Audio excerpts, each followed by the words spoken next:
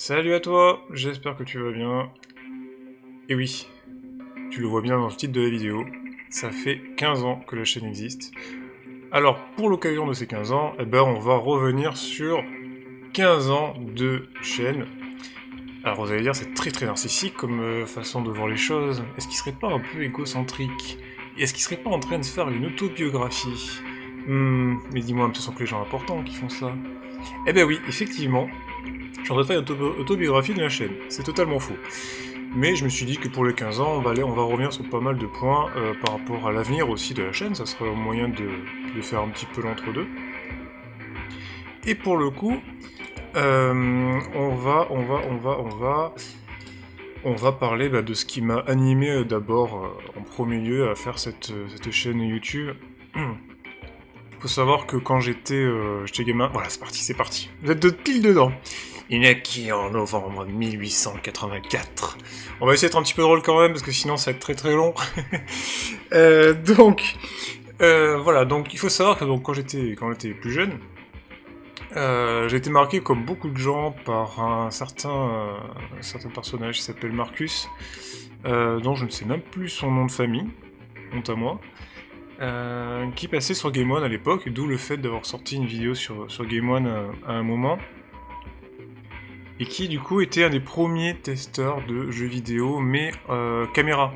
C'est-à-dire qu'avant on avait des tests de jeux vidéo qui étaient sur les magazines, donc il fallait les lire, il fallait voir les images, et là, grâce à la chaîne Game One qui était arrivée en 98, on a eu du coup la première fois une personne qui testait un jeu vidéo. Et ce personnage-là m'a vraiment marqué à l'époque, parce que je m'étais toujours dit que plus tard, si je pouvais, j'aimerais trop faire comme lui. En même temps, tout le monde aimerait faire comme lui. Parce que tester des jeux, être payé pour ça, ça devait être quand même cool. La petite différence, c'est que là c'était en vidéo. Parce que les tests écrits, il faut avoir une bonne plume, c'est assez long, il faut tester les jeux en avance, parfois il faut aller très vite. Donc c'était quand même quelque chose qui était... Ça reste professionnel, mais non, ça reste du journalisme. Alors que là, c'était quand même un petit peu plus chill. Alors il faisait pas que ça le Marcus, mais... Tu arrivais devant un jeu, tu le découvrais plus ou moins un petit peu avant, histoire de voir si tout passait bien, et puis tu testais ton jeu, etc. Et donc quand j'ai commencé ma chaîne, j'avais comme idée de faire ça, comme beaucoup de gens, mais mon gros souci quand j'ai voulu commencer la chaîne à l'époque, c'est que déjà j'avais pas de connexion internet très rapide, j'avais pas de PC très puissant, et surtout ma connaissance du jeu vidéo était pas folle. En fait, c'est très difficile d'être quelqu'un qui connaît énormément le jeu vidéo à partir du moment où tu n'as pas baigné dedans. Si vous regardez bien, il y a des gens qui sont sur YouTube, qui parlent de jeux vidéo, et qui ont une connaissance assez prononcée des jeux vidéo, mais c'est des gens qui ont vécu toujours dedans. Ils ont soit été avec des parents qui étaient à fond dedans, qui achetaient plein de choses, soit ils avaient des liens avec des gens qui étaient dans les magasins, etc. Ce qui fait qu'ils avaient une connaissance monstrueuse, et ça n'a jamais été mon cas. Donc malheureusement, quand j'ai commencé la chaîne, je me suis dit la seule chose que je peux faire, c'est de parler de jeux que j'ai moi-même dans ma bibliothèque. Et il s'avérait, pour être franc, que, étant donné que les trois quarts des jeux de mes parents, et donc de mon père, c'était des jeux à consonance simulation, et surtout de jeux de course. Alors il y avait quelques jeux d'avion, il y avait 2-3 jeux qui sortaient un petit peu du lot, comme les Tomb Raider, etc. Mais c'était vraiment orienté là-dessus. Et je me suis dit, qu'est-ce qu'on fait? Est-ce que je fais une chaîne où je fais tous les types de jeux, ou est-ce que je fais une chaîne où je vais faire simplement des vidéos sur des jeux de bagnole? Et je me suis dit que au début j'allais un petit peu tenter les deux. C'est pour ça que quand vous regardez les débuts de la chaîne, vous allez vous rendre compte qu'il y a un petit peu d'autres types de vidéos.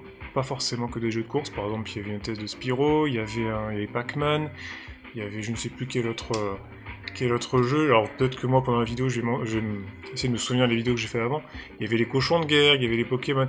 Au début ça ne commence pas vraiment comme une chaîne orientée simulation automobile. Et encore quand je dis simulation c'est plutôt jeu de bagnole tout court, parce qu'il y avait de tout.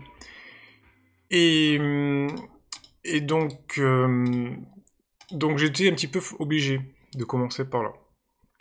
Et le truc, c'est que je ne sais pas quel format j'allais adopter. Souvenez-vous, à l'époque, quand vous étiez sur YouTube, vous étiez limité à 10 ou 20 minutes de vidéo, si je dis pas de bêtises, et au bout d'un certain moment, vous pouvez être débloqué et avoir une... On va dire presque une illimitée, mais c'était pas vrai, mais bon, plusieurs heures, quoi, si vous voulez. Et pour le coup, bah, j'étais bloqué. Donc j'ai commencé ma chaîne par une première vidéo à l'époque, mais c'était pas voué être ma chaîne principale, en fait. Il faut savoir qu'avant, j'avais une autre chaîne sur YouTube, dont je ne dirai pas le nom évidemment, pour d'autres aspects, où en fait je mettais des rushs et je mettais quelques outils de modding pour des jeux comme Factor. Je parlais d'informatique. Et c'est tout. Voilà, ça s'arrêtait là. J'avais tendance à faire des petites vidéos rapides avec mon téléphone portable, où il y avait par exemple des Windows en version bêta. Je testais les émulateurs à l'époque qui marchaient quasiment pas. Enfin, on parlait de la Play 2, et la Play 2, honnêtement, si je faisais tourner un jeu à 15 images secondes, c'était incroyable. C'était une autre chaîne. Il s'est avéré que cette chaîne, je m'en suis détourné. Déjà parce que j'ai perdu mes identifiants, tout simplement, et je n'ai jamais pu les récupérer. Donc cette chaîne est vouée à mourir, puisque de toute façon il n'y a rien de plus. Mais elle marchait vraiment bien. Je faisais même des petits clips vidéo, par exemple, avec certains passages de la F1, des petites compilations, dont beaucoup ont été strikés depuis. Voilà, donc c'était un petit peu différent. Et l'autre chaîne, ben, je l'ai faite pourquoi? Tout simplement parce que je me suis dit, tiens, je vais parler un petit peu de la Saturn, et j'ai fait la première vidéo qui est sortie, qui est la vidéo sur comment swapper un CD, c'est-à-dire changer le disque pour pouvoir utiliser un disque gravé sur la Saturn. J'ai sorti cette vidéo en 2009, et depuis, plus rien. Il y a eu un gros vide, parce que c'était l'autre chaîne qui gardait le contenu. Et un jour, je me suis dit, bon, je vais faire vraiment la chaîne de jeu, je vais enfin commencer les fameux tests, les fameuses vidéos de gameplay. Et j'allais pas prendre la chaîne principale, parce que la chaîne principale, qui était l'autre, bah, elle était plutôt orientée informatique, donc ça allait totalement couper le public de ce que je faisais d'avant. Et donc je me suis lancé. Et comme vous pouvez le voir si vous revenez sur les premières vidéos de la chaîne, eh ben, la qualité est pas énorme. Par contre, je pense qu'à cette époque, il y avait vraiment une grosse naïveté de se dire peut-être que je peux percer en faisant ça. Je vais être honnête avec vous, à la base, je me suis dit, mais peut-être que ça pourrait marcher. Peut-être que, vu qu'il y a très peu de gens qui font ce type de jeu, parce que j'allais faire des jeux de course, ça allait peut-être marcher plus tard, etc. Seulement, je m'y suis tellement mal pris que j'ai raté le coche. Totalement. J'ai raté le coche parce que mes vidéos étaient pas assez travaillées. Alors au début, j'ai essayé, pour les premières vidéos de jeux que je connaissais, d'être le plus posé. Vous voyez que le format était un petit peu différent. J'explique plus tranquillement les choses. J'essaie d'expliquer pourquoi tel jeu a marché, pas marché, etc. Et honnêtement, c'est ce que j'ai perdu au fur et à mesure du temps, et c'est ce que j'aurais voulu garder tout le temps sur ma chaîne. Et des fois, je me dis que si je pouvais le refaire, je referais toutes les vidéos de ma chaîne. Tout simplement parce qu'elles sont pas parfaites, loin de là. Et que, bah, il y a des jeux qui vaudraient vraiment qu'on y revienne dessus, et qu'on y revienne un peu plus en détail, et de manière un peu mieux expliquée. À l'époque, je vous dis, j'avais pas de moyens, donc pas de moyens techniques, de pouvoir faire des vidéos de grande qualité aussi. Je ne passais même pas par OBS. Maintenant, je suis par OBS pour faire les vidéos depuis très longtemps, on va dire depuis 2014 ou 2013, et ça m'a changé la vie. Avant, j'utilisais les Hypercam, les Camtasia, etc. C'était pas fou, et du coup, la qualité des vidéos était pas bonne. Le son, vous le savez, ça fait des années que je n'y arrive pas. Là, je pense qu'on a vraiment... Là, je vais peut-être y arriver enfin. Parce que là, c'est bon, j'ai réussi à régler, le son, on est plutôt ok depuis pas mal de temps, donc je pense qu'on est ok là-dessus. Mais c'est pas fou non plus. Et donc toutes ces années perdues à ne pas réussir à avoir du contenu propre visuellement, propre au niveau de l'audio, je pense par exemple par Parlons F1, les tout premiers qui étaient dégueulasses à écouter, ça m'a mis complètement une épine dans le pied, parce qu'à côté, les autres, ils faisaient un effort de fou là-dessus. Alors en plus, ils font du montage, moi je n'ai jamais voulu faire de montage, il y en aura pour cette vidéo, parce que je vais illustrer tout ce que je vous dis en même temps. Mais c'était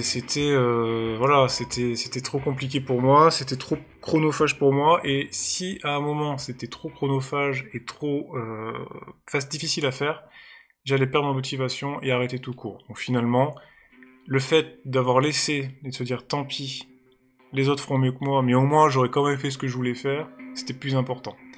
Et c'est pour ça qu'on est maintenant 15 ans plus tard, avec peut-être, je crois, 2400 abonnés, ce qui est mauvais, mais vraiment, je vous le dis, c'est un chiffre ridicule. Si on avait vraiment fait tout dans l'ordre, je veux dire, je suis pas forcément la personne la plus apte à raconter des choses. je bégaye souvent, je suis très peu audible, j'articule pas beaucoup. J'aurais pu, si j'avais fait vraiment des efforts partout, je pense qu'on serait peut-être à 50 000, 100 000 abonnés. Pas plus, parce qu'on reste quand même dans une niche. Mais l'histoire en aurait été totalement différente. Mais bon. Quoi qu'il en soit, peu importe la finalité de cette chaîne, on est toujours là, 15 ans après. Il y a eu un moment où ça a failli vraiment être la fin, l'année dernière, et j'ai eu beaucoup de mal d'ailleurs à m'en sortir quand je suis revenu. Ça m'a fait grand bien, je sais que ça va faire un petit peu une vidéo react à celle que j'avais sortie à l'époque, mais j'étais pas bien. Là, ça va beaucoup mieux. Il y avait aussi... il fallait que je fasse une pause, tout simplement. Et maintenant, ce que j'ai vraiment décidé, c'est que je me fiche de me tenir à un planning ou pas. C'est-à-dire que je vais faire les vidéos parce que j'ai envie de les faire. Si j'ai pas envie, je les fais pas. Voilà, ça s'arrête là. Donc, pour revenir à l'histoire de la chaîne, au début, quand j'ai commencé la chaîne, j'ai commencé à faire 2-3 tests vidéo. Qui avaient plutôt bien marché pour l'époque. Donc on parle de Colin McRae, on parle de Formula One, il y avait 2-3 autres jeux, mais je faisais en même temps toujours un petit peu des tutoriaux, qui sont plus visibles, je les ai mis en privé parce qu'ils sont plus d'actualité. Mais je faisais des vidéos par exemple, où on pouvait utiliser MSN sous d'autres Windows, j'avais présenté Firefox 4 dans sa version bêta, il y avait PhotoFiltre aussi qui était un outil assez sympa à l'époque, enfin c'était classique, mais ça pouvait remplacer Paint, c'était mieux que Paint quoi par exemple. Donc j'alternais un petit peu entre les deux. Puis ensuite est passé le moment où j'ai complètement full bifurqué sur les jeux de course, parce que je commençais à me dire, bah là il faut que tu te spécialises, il faut que tu sois, il faut que tu aies un thème. YouTube déteste quand tu pars dans tous les sens, sauf si tu es très très connu. Tu es très très connu, ta communauté, même si tout le monde te suit pas, ça te fait un gros pool de gens qui viennent quand même te voir, du coup tu te retrouves pas seul quand tu parles d'un sujet, donc ça passe. Mais c'est absolument pas mon cas, donc du coup je ne peux pas m'amuser à changer totalement de... voilà. Et donc du coup j'ai commencé à bifurquer sur les vidéos normales. Puis est arrivé le principe que beaucoup faisaient, c'est-à-dire de faire des jeux en entier, c'est-à-dire faire des championnats pour moi de Formule 1 ou de rallye, etc. Et de les faire sur la durée. Et certains ont plutôt bien marché, par exemple je reprends le championnat sur F1 Challenge, je crois que c'est le 2002 ou le 94, je sais plus. 94. Le 94, ça avait super bien marché. J'étais plutôt content. Bon, j'avais fait l'effort de faire une mise en scène avec une intro, etc. Ça aide aussi, hein, des fois, de faire des efforts, bien sûr. C'est parfois payant. Donc on avait fait tout ça, j'ai vraiment passé un bon moment avec vous. Enfin, avec vous. C'était en ligne, hein, il n'y a pas encore de live à l'époque. Et ça s'était plutôt bien passé. Ensuite, il y a eu un gros problème. Et encore ce que je vous dis, c'est un petit peu avant le début de ce genre de vidéo. C'est l'année 2013-2014.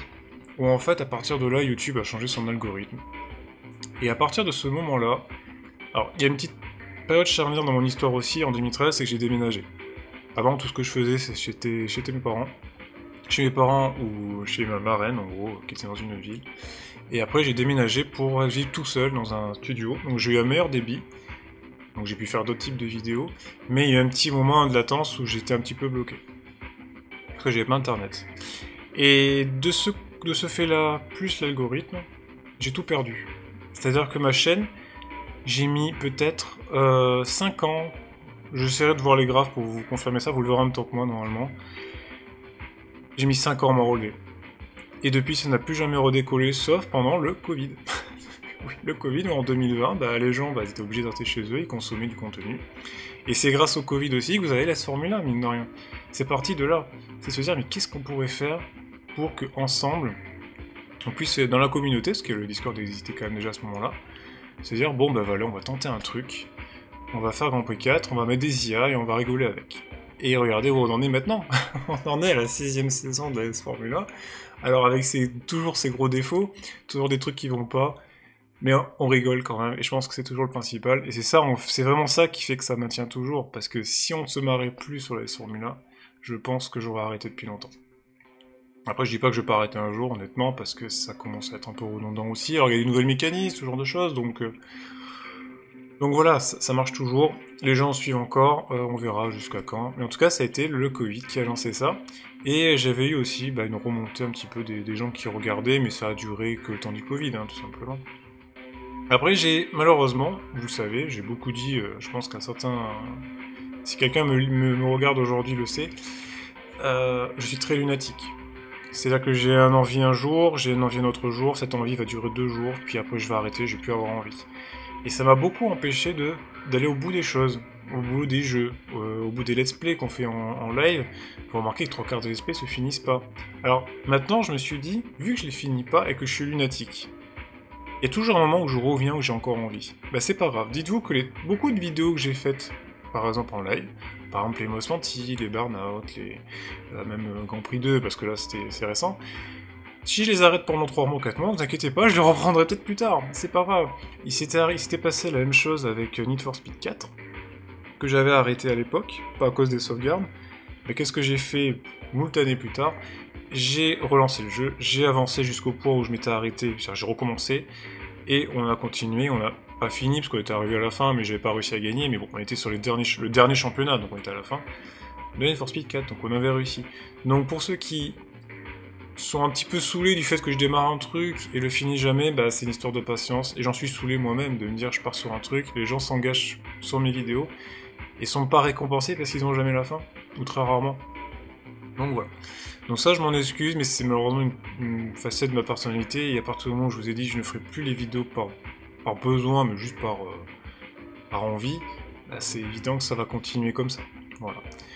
Voilà, donc la chaîne du coup, elle est partie un petit peu dans beaucoup de thèmes. J'avais tendance aussi à changer beaucoup de fois les interfaces, vous allez vous en rendre compte.